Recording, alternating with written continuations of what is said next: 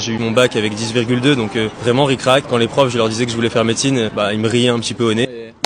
Alors, est-ce que tu peux nous expliquer déjà ce que c'est interne à l'hôpital? Être interne, c'est déjà avoir fait toutes les études de médecine. Donc tu as passé la première année, le concours, où il y a quand même que 20% qui sont pris. Tu as passé le tronc commun, qui nous permet après de passer un concours, où là on va choisir une spécialité. Et alors, c'est quoi le quotidien d'un interne? Est-ce que justement il y a un quotidien où tous les jours c'est vraiment très différent? Moi je suis spécialisé en ophtalmologie, donc c'est une spécialité qui est médicale et chirurgicale. Donc j'ai des jours où je vais être au bloc, où je vais commencer par contre très tôt, genre vers 7h30 je dois être au bloc. Et j'ai aussi de la consultation, donc en fait c'est des patients qui viennent pour consulter pour différents types de pathologies, soit c'est du suivi, ça peut aussi être des urgences, donc en fait les patients ils viennent avec un problème et ils vont attendre un peu plus de temps que pour une consultation et être vus par un médecin qui est situé aux urgences. Et alors il y a quelques jours sur TikTok, t'as raconté une nuit de garde. Comment ça se passe concrètement une nuit de garde? Vers 18h, c'est la garde qui commence, donc là toute l'équipe part et il reste que moi qui gère juste les urgences, il n'y a plus de consultation, il n'y a plus de chirurgie. Le seul risque chirurgical où on a un senior qui est de garde qui peut venir opérer, c'est pour les plaies du globe. Donc à part le référent vraiment en gros cas de problème, t'es tout seul à gérer le service? Effectivement, en ophtalmo ça fonctionne comme ça, donc on est tout seul et si jamais il y a un vrai problème qui se passe, on a toujours un chef qui est d'astreinte, qui est réveillé pendant la nuit, donc je peux l'appeler et